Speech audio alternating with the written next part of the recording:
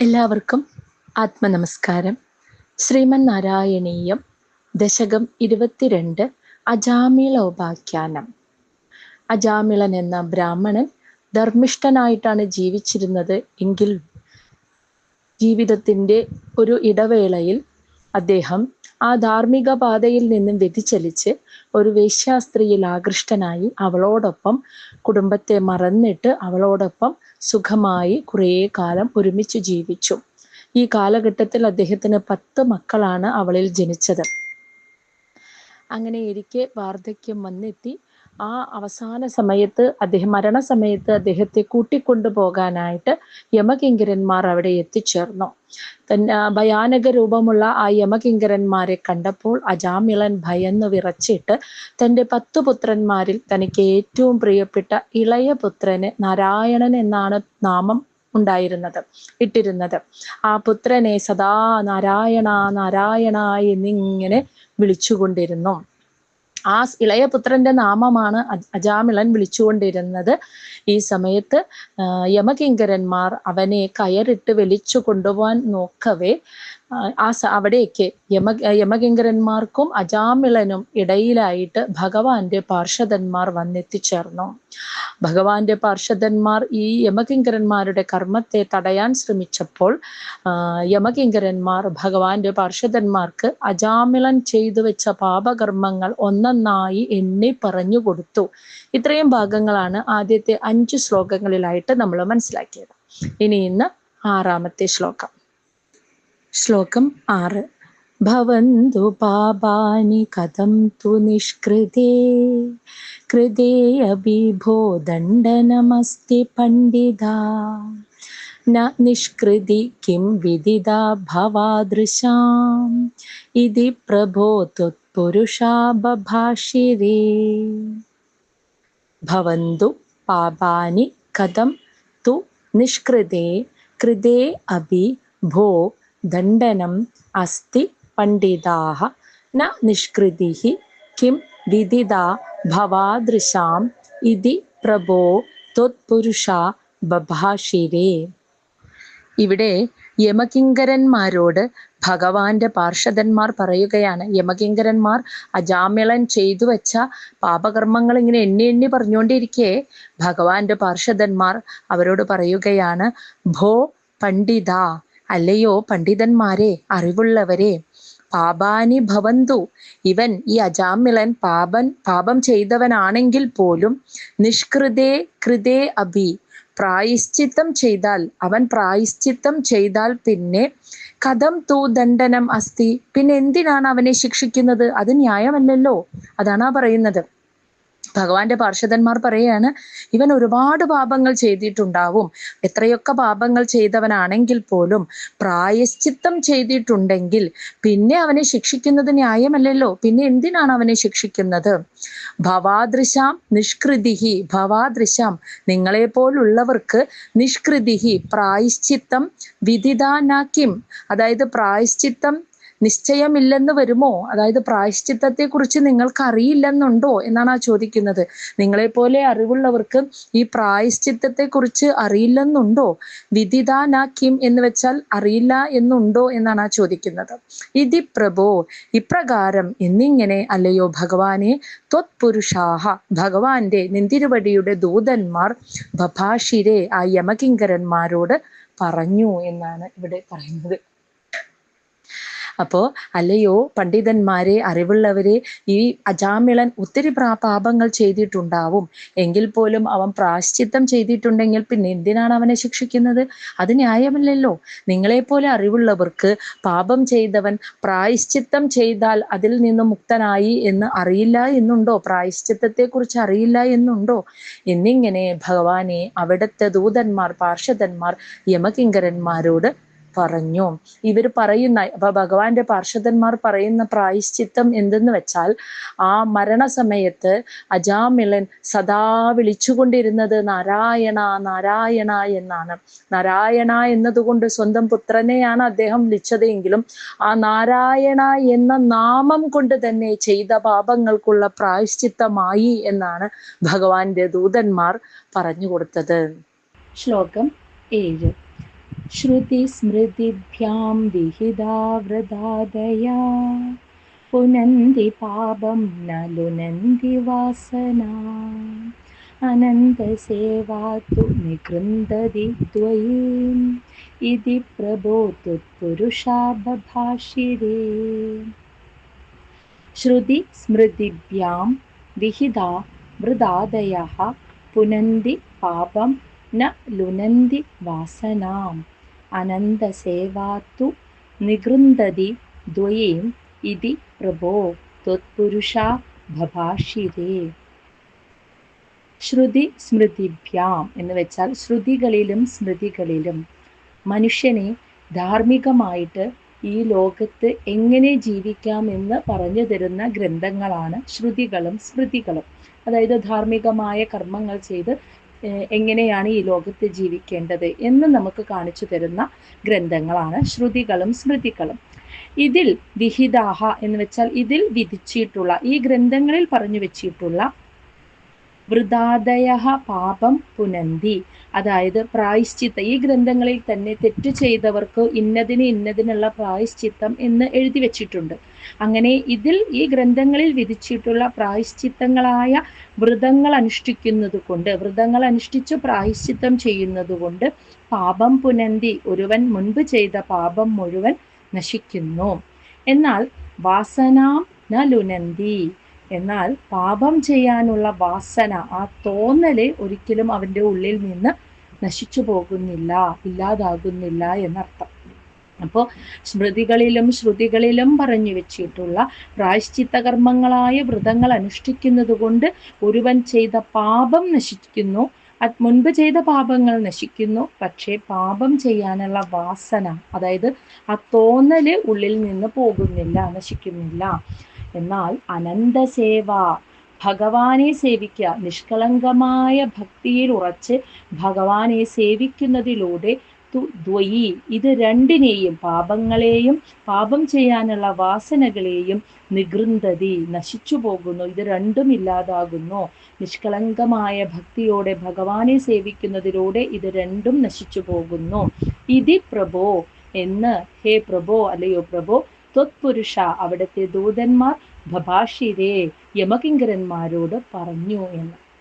അപ്പോൾ ഭഗവാന്റെ ദൂതന്മാർ, പാർഷദന്മാർ യമകിങ്കന്മാരോട് പറയാണ്, ശ്രുതികളിലും സ്മൃതികളിലും ചെയ്യേണ്ടത് ഇന്നത്, ചെയ്യാൻ പാടില്ലാത്തത് ഇന്നത് എന്നൊക്കെ മനുഷ്യൻ ഈ ഭൂമിയിൽ ചെയ്യേണ്ടതിനെയും ചെയ്യാൻ പാടില്ലാത്തതിനെയും വ്യക്തമായി വിശദീകരിച്ചിട്ടുണ്ട്. അതിൽ പാപം ചെയ്തവൻ ഇന്ന കർമ്മങ്ങൾ പ്രായശ്ചിത്തമായും ചെയ്യണമെന്ന് പറഞ്ഞു വെച്ചിട്ടുണ്ട്. അപ്പോൾ ആ ഗ്രന്ഥങ്ങളിൽ പറഞ്ഞു വെച്ചിട്ടുള്ള വിധിപ്രകാരമുള്ള പ്രായശ്ചിത്ത കർമ്മങ്ങൾ, വ്രതാനുഷ്ഠാനങ്ങളൊക്കെ അനുഷ്ഠിക്കുന്നതിലൂടെ ഒരുവൻ മുൻപ് ചെയ്തു വെച്ച പാപം നശിക്കുന്നു. പക്ഷെ അവൻ്റെ ഉള്ളിലെ പാപം ചെയ്യാനുള്ള വാസന നശിക്കുന്നില്ല. എന്നാൽ മനസ്സിൽ ഭക്തിഭാവം നിറഞ്ഞ് ഭഗവാനെ സേവിക്കുന്നതിലൂടെ പാപവും നശിക്കുന്നു, പാപം ചെയ്യാനുള്ള വാസനയും ഇല്ലാതാകുന്നു എന്ന് ദൂതന്മാർ യമകിങ്കരന്മാരോട് പറയാണ്. അപ്പോൾ ആ നാരായണ നാരായണ എന്നുള്ള നാമ ഉച്ചാരണം ഒന്നുകൊണ്ട് മാത്രം ആ അജാമിളന്റെ ഉള്ളിൽ നിന്നും അജാമിളൻ ചെയ്ത മുഴുവൻ പാപവും നശിക്കുന്നു, പാപം ചെയ്യാനുള്ള വാസനയും ഇല്ലാതാകുന്നു എന്നാണ് ഇവിടെ യമകിങ്കരന്മാരോട് ഭഗവത് പാർഷദന്മാർ പറയുന്നത്. ശ്ലോകം 8. അനേന ഭോ ജന്മ സഹസ്രകോടിഭിः കൃതേഷു പാപേഷു അഭിനിഷ്കൃതി കൃതാ യദഗ്രഹീത് നാമ ഭയാകുലോ ഹരേ ഇതി പ്രഭോ ത്വത്പുരുഷാ ബഭാഷിരേ. അനേന ഭോ ജന്മ സഹസ്രകോടിഭിः കൃതേഷു പാപേഷു അഭി നിഷ്കൃതിഃ കൃതാ യത് അഗ്രഹീത് നാമ ഭയാകുലഃ ഹരേഃ ഇതി പ്രഭോ ത്വത്പുരുഷ ബഭാഷിരേ. ഭോ, ഹേ യമകിങ്കരന്മാരെ, അല്ലയോ യമകിങ്കരന്മാരെ, അനേന ജന്മ സഹസ്രകോടിഭിः, ഇവൻ ഈ അജാമിളൻ 1000 കോടി ജന്മങ്ങളിൽ കൃതേഷു ചെയ്തുപോയ പാപേഷു സകല പാപങ്ങൾക്കും നിഷ്കൃതി കൃത ഇപ്പോൾ ഇതാ പ്രായശ്ചിത്തം ചെയ്തു കഴിഞ്ഞിരിക്കുന്നു.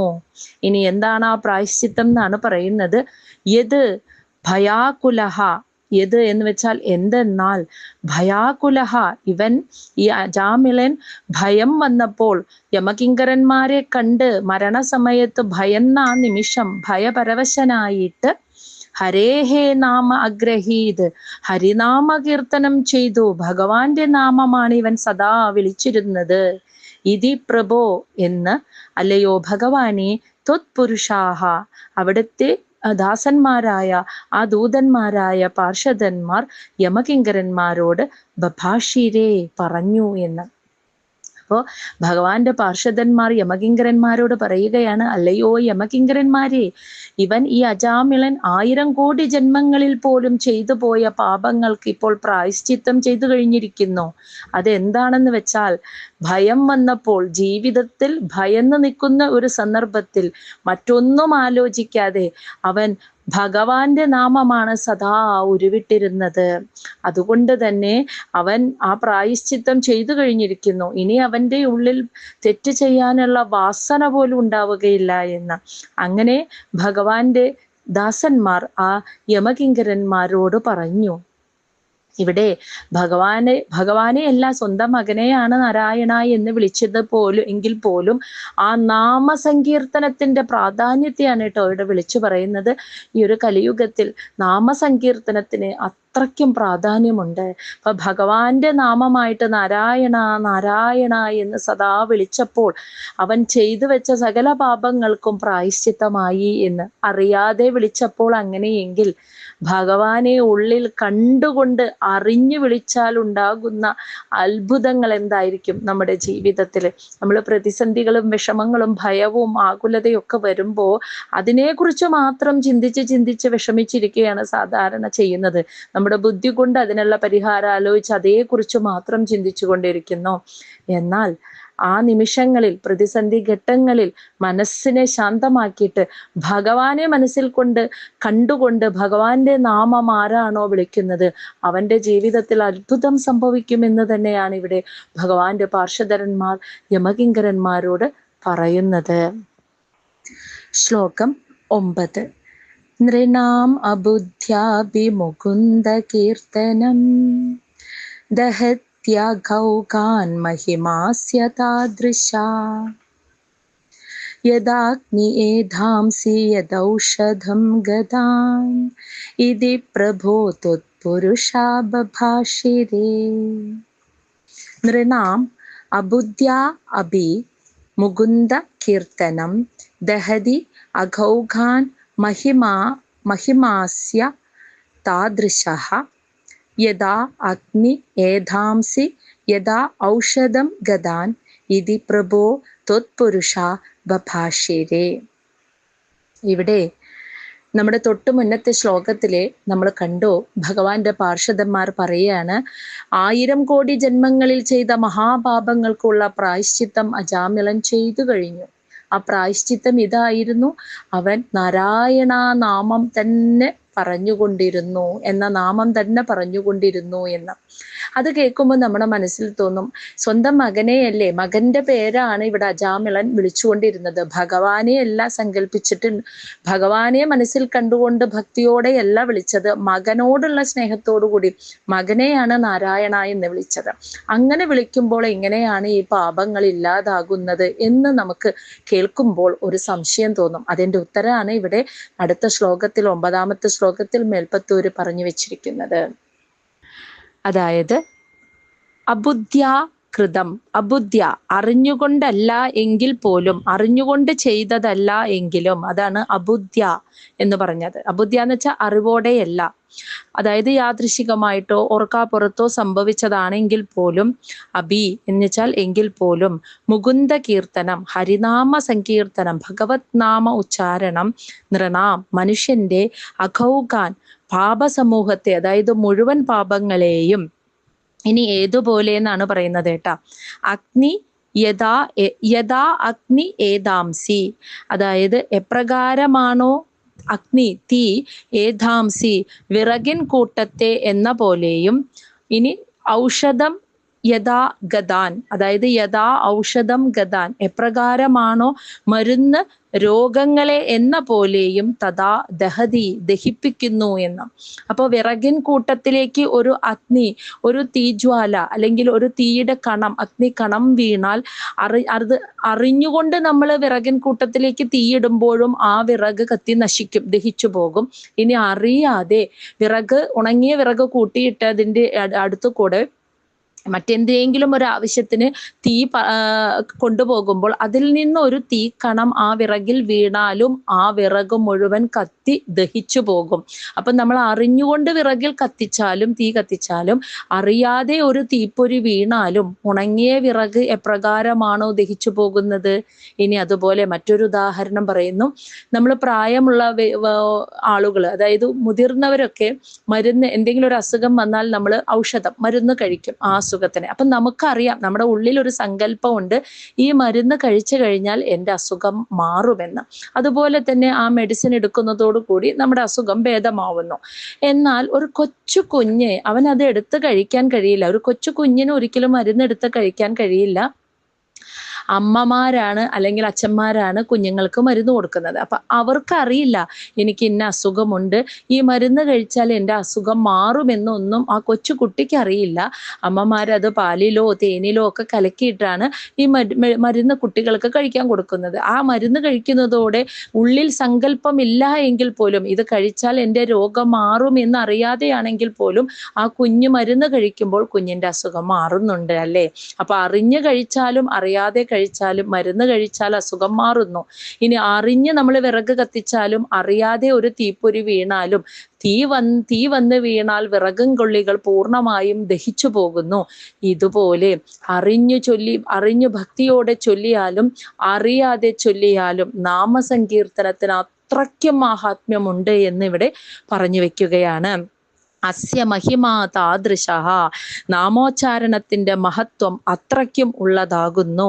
ഇതി പ്രഭോ എന്ന്, അല്ലയോ ഭഗവാനെ, ത്വത്പുരുഷ, അവിടുത്തെ ദാസന്മാർ അല്ലെങ്കിൽ അവിടുത്തെ പാർഷദന്മാർ ബഭാഷിരെ, യമകിങ്കരന്മാരോട് പറഞ്ഞു വെച്ചു എന്ന്. അപ്പൊ അവർക്ക് അറിയാത്തൊരു കാര്യമുണ്ട്, ഭഗവത് നാമ ഉച്ചാരണത്തിന്റെ ശക്തിയും മാഹാത്മ്യവും അത് യമകിങ്കരന്മാരെ ബോധ്യപ്പെടുത്തി. അവര് കണ്ടത് അജാമിളൻ ചെയ്ത പാപങ്ങൾ മാത്രമാണ്. പക്ഷെ അജാമിളൻ അവസാന സമയം ഭയന്ന് വിറച്ച് നാരായണ നാരായണ എന്ന് അറിയാതെയാണെങ്കിലും ആ ഒരു നാമം കൊണ്ട് തന്നെ അജാമിളന്റെ സർവപാകങ്ങളും, ഒരു വിറകിലേക്ക് അഗ്നി വീഴുമ്പോൾ വിറക് ദഹിച്ചില്ലാതാകുന്നത് പോലെ, മരുന്ന് കഴിക്കുമ്പോൾ രോഗമില്ലാതാകുന്നത് പോലെ ദഹിച്ച് ഇല്ലാതായിരിക്കുന്നു അജാമിളന്റെ. ആ നാമസങ്കീർത്തനത്തിന്റെ മഹത്വം എന്താണെന്ന് ഭഗവാന്റെ പാർഷദന്മാര് ആ യമകിങ്കരന്മാർക്ക് പറഞ്ഞു കൊടുക്കുകയാണ് ഇവിടെ ചെയ്തത്. ശ്ലോകം 10. ഇതീരിതയാമ്യ ഭടൈ അഭാസൃതേ ഭവദ്ഭടാനാം ച ഗണേ തിരോഹിതേ ഭവത് സ്മൃതിം കഞ്ചന കാലമാചരൻ ഭവത്പദം പ്രാപിഭവദ്ഭടൈരസൗ. ഇതി ഈരിതൈഃ യാമ്യഭടൈഃ അഭാസൃതേ ഭവത് ഭടാനാം ച ഗണേ തിരോഹിതേ ഭവത് സ്മൃതിം കഞ്ചന കാലം ആചരൻ ഭവത്പദം പ്രാപി ഭവദ്ഭടൈഃ അസൗ. ഇതി ഈരിതേ, ഇങ്ങനെ ബോധിപ്പിക്കപ്പെട്ട എന്ന് വെച്ചാൽ ഭഗവത് നാമ ഉച്ചാരണത്തിന്റെ ശക്തിയും മാഹാത്മ്യവും മനസ്സിലാക്കിയ യാമ്യഭടൈഹി, ആ യമദൂതന്മാർ അഭാസൃതേ, അവിടെ നിന്നും അപ്രത്യക്ഷമായി, അവരവിടുന്ന് പോയി. കാരണം അവർക്ക് മനസ്സിലായി ഭഗവത് നാമ സങ്കീർത്തനത്തിന്റെ പ്രാധാന്യവും മഹത്വവും ശക്തിയും എന്തെന്ന്. അപ്പോൾ അവര് അജാമിളനെ കൂട്ടിക്കൊണ്ടു പോവാതെ അവര് അവിടെ നിന്നും ഒഴിഞ്ഞുപോയി. ശേഷം ഭവത് ഭടാനാം, നിന്തിരുവടിയുടെ ഭഗവാനെ അങ്ങയുടെ കിങ്കരന്മാർ എന്ന് വെച്ചാൽ പാർഷദന്മാർ, ഗണേ തിരോഹിതേച്ച, അങ്ങയുടെ പാർഷദന്മാരും അവിടെ നിന്ന് മറയുകയും ചെയ്തു എന്ന് വെച്ചാൽ അപ്രത്യക്ഷമാവുകയും ചെയ്തു. അസൗ, അങ്ങനെ അജാമിളൻ കഞ്ചനകാലം, കുറേ കാലം കൂടി ജീവിച്ചു. ആ കുറച്ചു കാലം കൂടി ഭവത് സ്മൃതിയും ആചരൻ, അതായത് ബോധപൂർവം ഭഗവത് ഭജനം ആചരിക്കുന്നവനായിട്ട് കുറേ കാലം കൂടി ജീവിച്ച് അവസാനം ഭവത് ഭടൈഹി, ഭഗവാന്റെ ഭടന്മാരാൽ ഭവത് പദം പ്രാപി, വൈകുണ്ഠത്തിലേക്ക് കൊണ്ടുപോകപ്പെട്ടു എന്നാണ് പറയുന്നത്. അപ്പോ ഭഗവാന്റെ പാർഷദന്മാർ ആ നാമസങ്കീർത്തനത്തിന്റെ ശക്തിയും മഹാത്മ്യവും പറഞ്ഞു കൊടുത്തപ്പോൾ അത് വ്യക്തമായി മനസ്സിലാക്കിയ യമദൂതന്മാർ അജാമിളനെ കൊണ്ടുപോകാതെ അവിടെ നിന്നും അപ്രത്യക്ഷമായി. യമകിങ്കരന്മാർ പോയി കഴിഞ്ഞപ്പോൾ ഭഗവാന്റെ പാർഷദന്മാരും അവിടെ നിന്ന് പോയി. അങ്ങനെ അജാമിളൻ കുറച്ചു കാലം കൂടി ആ മരണശയ്യയിൽ നിന്നും എഴുന്നേറ്റ് കുറച്ചു കാലം കൂടി, ഇത്രയും നാള് ബോധപൂർവമല്ലാതെ ഭഗവാന്റെ നാമം ഉച്ചരിക്കുകയായിരുന്നു. ഇനി ഇവിടുന്ന് ബോധപൂർവം തന്നെ ഭക്തിയോടെ ഭഗവത് ഭജന ആചരിച്ചു. അങ്ങനെ കുറച്ചു കാലം കൂടി ജീവിച്ച് അവസാനം ഭഗവാന്റെ പാർഷദന്മാർ തന്നെ വന്ന് അജാമിളനെ വൈകുണ്ഠത്തിലേക്ക് കൊണ്ടുപോയി എന്നാണ് പറഞ്ഞു വെച്ചിരിക്കുന്നത്. അപ്പോൾ അറിയാതെ ഭഗവാന്റെ നാമം ഉച്ചരിച്ചപ്പോൾ അജാമിളൻ ചെയ്ത പാപങ്ങളെല്ലാം നശിച്ചു. എന്നാൽ ഇനി അറിഞ്ഞുകൊണ്ട് ബോധപൂർവം ഭക്തിയോടെ, നിഷ്കളങ്ക ഭക്തിയോടെ ഭഗവാന്റെ നാമം ഉച്ചരിച്ചു കുറച്ചു കാലം ജീവിച്ചതോടെ പാപം ചെയ്യാനുള്ള വാസനയും നശിച്ചുപോയ അജാമിളനെ അങ്ങനെ ഭഗവത് പാർഷദന്മാർ വൈകുണ്ഠത്തിലേക്ക് കൂട്ടിക്കൊണ്ടുപോയി എന്നാണ് പറയുന്നത്. അപ്പൊ ഒരേ ജന്മത്തിൽ പാപങ്ങളൊക്കെ ചെയ്ത അതേ ജന്മത്തിൽ തന്നെയാണ് അജാമിളന് മുക്തിയും ലഭിച്ചത് എന്ന സാരം. ശ്ലോകം 11. സ്വകിങ്കരാവേദന ശങ്കിതോയമാ ത്വദംഘ്രിഭക്തേഷു ന ഗമ്യതാം ഇതി സ്വകീയഭൃത്യാനശിശിക്ഷതുച്ഛകൈ സദേവ വാദാലയനാഥ പാഹി മാം.